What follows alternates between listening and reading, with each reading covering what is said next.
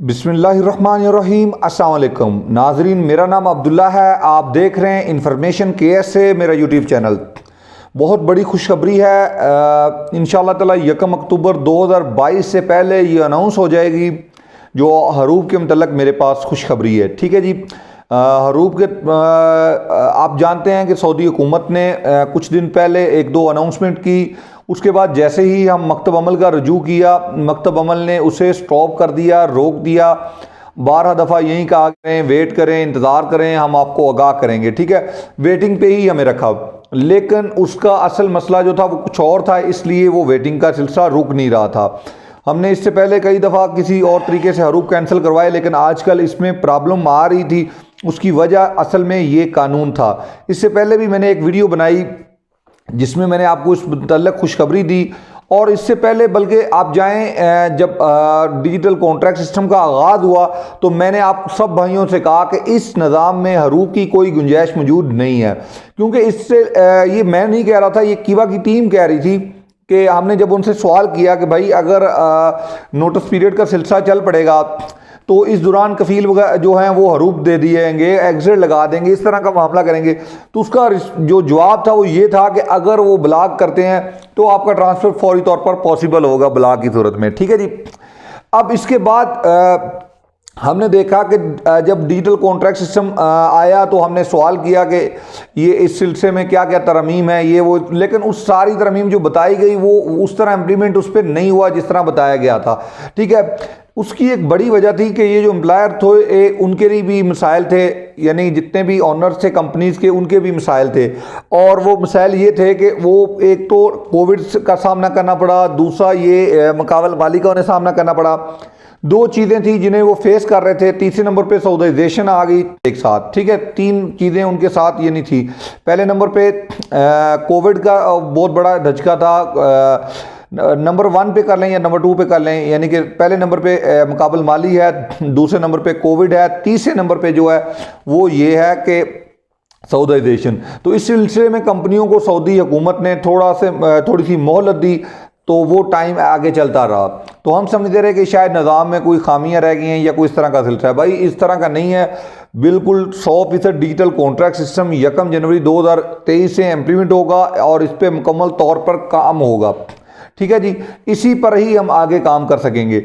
हमें आपने देखा कि जैसे ही हम कॉन्ट्रैक्ट सेंड करवाते हैं, चाहे हमारा कॉन्ट्रैक्ट फिनिश हो रहा हो, हम आर्टिकल 74 की बस कंपनी को रिजाइन देते हैं कि भाई आपका 60 दिन नोटिस पीरियड है, 90 दिन है, 30 दिन है, जितना भी इवन, तो हम उस नोटिस पीरियड को मुकम्मल करते हैं। तो इसके बाद रिलीज डेट आ जाती है। लेकिन अगर हम इसके बावजूद तलब करवाते हैं किसी दूसरी कंपनी से तो वो सिर्फ दो ही ऑप्शन आते हैं। एक, pending for current employer approval, वो पेंडिंग चली जाती है कि अपने जो आपका हालिया कफील है वो उसे एक्सेप्ट करे, या वो चली जाती है 90 डेज नोटिस पीरियड के।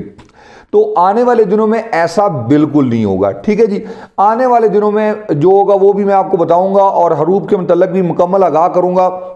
लेकिन इसके साथ मैं बता दूं कि इन्फॉर्मेशन केएस से ग्रुप सिस्टम पे काम करता है। आपको पता है कि हमने मेंबरशिप का सिलसिला है, उसमें हमने 2-3 चीज़ें ऐड की हैं, तो मैंने सोचा वो भी आपके सामने रख दूं। हमने एक वीज़ा ग्रुप बनाया जिसमें हम कंपनीज़ के वीज़े प्रोवाइड करते हैं। डिफरेंट कंपनी के डिफरेंट जो वीज़े हैं वो हम डेली बेसिस पे वहाँ पे प्रोवाइड करते हैं। इसी तरह जॉब ग्रुप है जो ट्रांसफ़र करना चाहते हैं भाई, यहाँ पे हम उनके लिए सहूलत का किरदार अदा करते हैं। तो इसी तरह तीसरा हमारा ग्रुप है इंफॉर्मेशन का, मालूमात का। इसी तरह चौथा ग्रुप इंशाल्लाह ताला बिजनेस ग्रुप है। इसी तरह 5वां ग्रुप आएगा सेल परचेज का। ये 2 ग्रुप बाकी हैं, 3 ऑलरेडी मुकम्मल हो चुके हैं इंशाल्लाह ताला।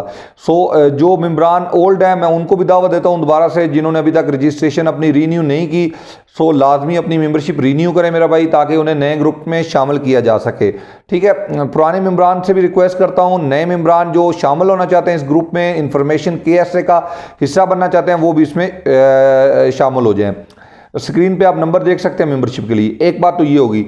दूसरी बात यार, मैंने एक लास्ट वीडियो बनाई थी, 2 इंडियन थे, उन पर बुरी तरह तशद्दुद करने के बाद, बेईमाना तशद्दुद करने के बाद उन्हें खजूर के दरख्त के साथ बांध दिया जाता है। तो मैंने आपसे रिक्वेस्ट की थी कि इस वीडियो को शेयर करें, दोस्तों तक इसे वायरल करें ताकि मिनिस्ट्री इस पर एक्शन ले। ठीक है, अभी तक ये वीडियो वायरल मुकम्मल तौर पर मैं वायरल करने में नाकाम हूँ, क्योंकि ये इससे आपकी मदद दरकार है। तो आप इस पर लाजमी मदद करें, क्योंकि इन इंडियन बेचारों का कसूर कुछ नहीं था। इनका कसूर जस्ट इतना था कि सैलरी के मुतालबे के ऊपर इन्होंने केस किया जो कि इनका कफील अदा नहीं कर रहा था, उस केस की बिना पर इसके कफील ने इनको मारा, बुरी तरह तशद्दुद का निशाना बनाया। उसके बाद दरख्त पे बांध दिया, दरख्त से बाद मेरे ख्याल में 1 दिन के बाद छोड़ा और उसके ऊपर इसको मतलूब कर दिया। तो इस केस को हाईलाइट करना आप तमाम भाइयों की जिम्मेदारी है। मैं इस वीडियो के लिंक में जो डिस्क्रिप्शन है इसका लिंक दे रहा हूँ। आपने इसे हर फॉरम पे 2 वीडियोज़ हैं, एक अरबी में है, एक उर्दू में है। अरबी में इसलिए है ताकि ये जो यहाँ पे लोग हैं वो बाख्तियार जो हैं वो अरबी ज़ुबान समझते हैं, तो हम उनको भी अपनी आवाज़ उन तक पहुँचाना चाहते हैं। मैं तो एक कोशिश कर सकता हूँ, आप लोगों को अगर उसमें मेरा साथ देंगे तो वो कोशिश मुकम्मल कामयाबी की सूरत में चली जाएगी इंशाल्लाह ताला, वो अपनी मंजिल की तरफ हो जाएगी। तो कोशिश रंग ले आएगी अगर आप लोग साथ देंगे तो। अब इसके बाद मेरा भाई हरूफ के मतलब बात करें तो हरूफ के मतलब जो नई अनाउंसमेंट है, जैसे हमने 12 मई की खबर आपको पहले ब्रेक की थी, हमने कहा था कि 12 मई के बाद तमाम कॉन्ट्रैक्ट डिजिटल हो जाएंगे, चाहे वो मदद पे उनको मिलेगा, गोसी पे मिलेगा, जहाँ पे भी उनको मिलेगा वो उठाएंगे और डिजिटल कॉन्ट्रैक्ट सिस्टम की तरफ आपको ट्रांसफ़र कर देंगे और ये सिस्टम आ जाएगा आपके कीवा पे। तो वैसा ही हुआ, तमाम कॉन्ट्रैक्ट डिजिटल हो गया अल्हम्दुलिल्लाह। अब मेरा भाई आपको उसी तरह की एक दोबारा से खबर देने जा रहे हैं। हरूफ का मुकम्मल खात्मा, बल्कि यूं कह लीजिए कि इसका तस्वर भी ख़त्म हो जाएगा हरूफ का। नया भी 2023 के अंदर इंशाल्लाह ताला हरूफ नहीं होगा। साबका जो हरूफ हैं उनके मतलब उन्होंने बहुत सोच विचार किया। मेरी मकतब अमल की टीम से 12 दफ़ा बात हुई, इससे पहले भी मैं इस पर वीडियो बना चुका हूँ। तो उन्होंने कहा कि भाई इस पर एक बहुत बड़ी खुशखबरी है अजनबी भाइयों के लिए, लेकिन वो खुशखबरी क्या थी उसकी समझ नहीं आ रही थी। अब उसमें 2 चीज़ों की वजाहत हुई है, तो मैंने सोचा आपको आगाह कर दूं।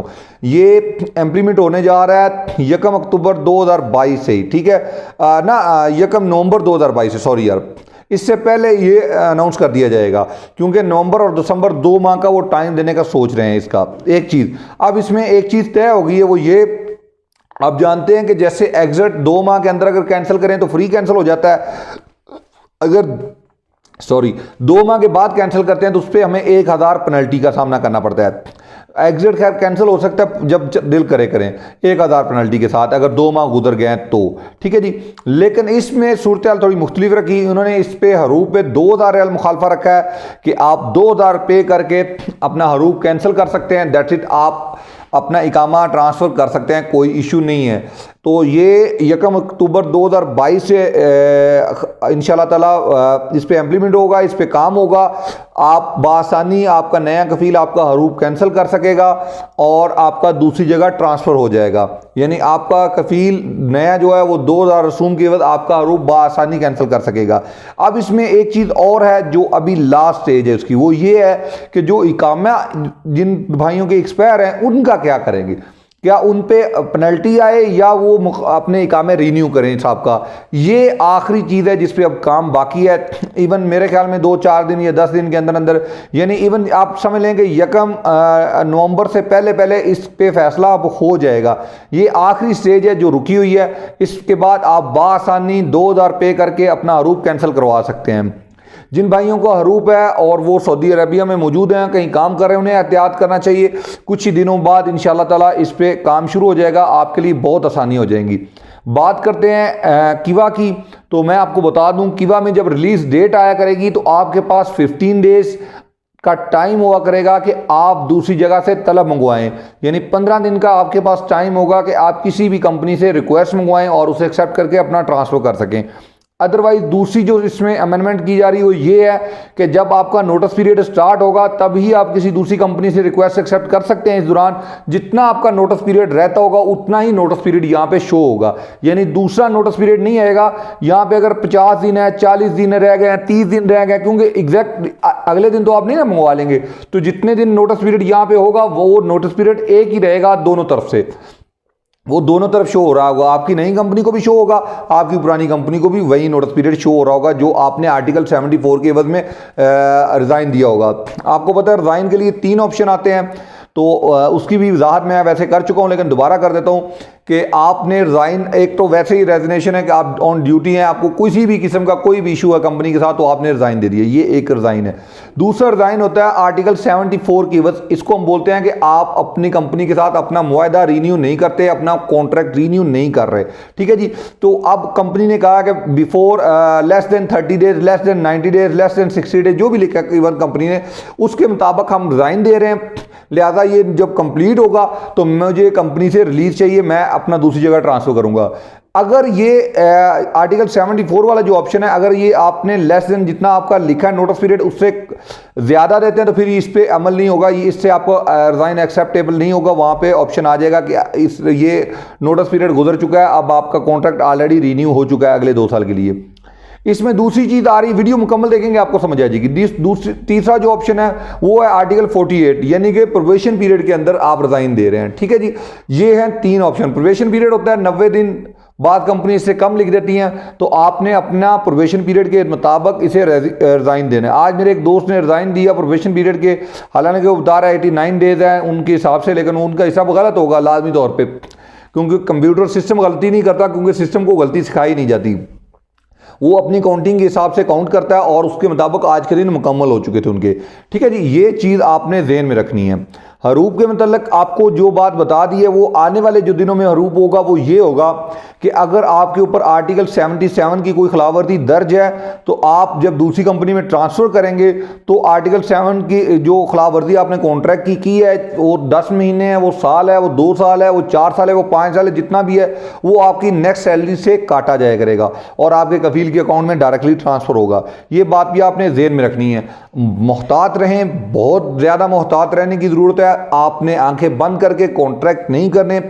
आए दिन गलतियां हो रही हैं, कफील यही आपको वो समझाते हैं कि बस ये कर लें, इसका कोई मसला नहीं है। लेकिन मेरा भाई अगर इसका मसला नहीं है तो आपने बोलना है कि फिर आपको भी मसला नहीं होना चाहिए, मेरा कॉन्ट्रैक्ट सही करें लाजमी तौर पे, क्योंकि कल को नुकसान होगा, उसका चांस नुकसान का ज़्यादातर आपको है। मैं आपको बता रहा हूँ आज ही, ज़्यादातर जो नुकसान का चांस है वो आपका है, क्योंकि आप यहाँ पे अजनबी हैं, आउटसाइडर हैं, वो यहाँ पे रहने वाले हैं और यहाँ पे जो रहने वाले हैं वो लाजमी तौर पे जो भी नया कानून आता है उसमें हल तलाश करते हैं। तो आपको 12 दफ़ा का सनद अमर से बचा करें। सनद अमर एक ख़तरनाक चीज़ है।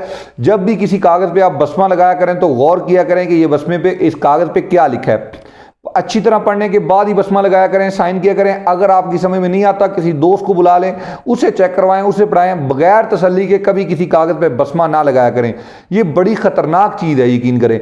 अगर आपके सर पे कोई तलवार लेके भी खड़ा है तो उसको प्यार से आपने मना करना है, लड़ने की ज़रूरत नहीं है। उससे कहें मैं काम करूंगा लेकिन ये मैं नहीं कर सकता, लड़ने की ज़रूरत नहीं है। मैं हमेशा से इस चीज़ के ख़िलाफ़ रहता हूं, लेकिन कुछ भाई कहते हैं नहीं। एक बंदे ने मुझे रजिस्ट्रेशन की, उसने कहा आप मुझे लड़ने का मशवरा दें, मैं लड़ना चाहता हूं। मैंने कहा मैं मशवरा देता ही नहीं लड़ने का, फ़ाइट में हमेशा ही नुकसान होता है। फ़ाइट आपके पास, मैं हमेशा कहता हूँ, आखिरी ऑप्शन है। यानी ये जो केस वाला ऑप्शन है, दूसरा फ़ाइट नहीं, केस वाला जो ऑप्शन है उसे फ़ाइट हम कहते हैं कि ये आपके पास आखिरी ऑप्शन है। जब आपकी कंपनी आपके साथ किसी तरह तावन नहीं कर रही तो फिर आप उसके ऊपर केस करके लड़ें, क्योंकि ये कंपनियां जब हरामददगी पे उतरती है ना तो वो 100 तरह के हाल पैदा कर लेती हैं, तो आप उनमें उलझ के रह जाएंगे और उनमें नाकामी का आपको सामना करना पड़ेगा। लिहाजा शैतान जो कंपनी होती हैं उनसे बचना है आपने और अपना कॉन्ट्रैक्ट सही रखना है और कोशिश करें कि सही सिमत में आगे बढ़ें। खुदा न खास्ता अगर कोई इशू होता है तो आप एग्जिट ले लें जब तक ये हालात तब्दील नहीं हो रहे। 2023 से पहले अगर कोई हालात आपकी कंपनी के साथ ख़राब हो रहे हैं, मैं आपको 12 दफ़ा कहता हूँ एग्जिट लें, नया वीज़ा लेके वापस आ जाएँ। वीज़े की कोई प्रॉब्लम पेश आ रही है, हमारे साथ रब्ता करें, कोई इशू ही नहीं, अल्लाह के हुक्म से इंशाल्लाह। बहुत बहुत शुक्रिया, ढेर सारा ख्याल रखिएगा, अल्लाह हाफिज़।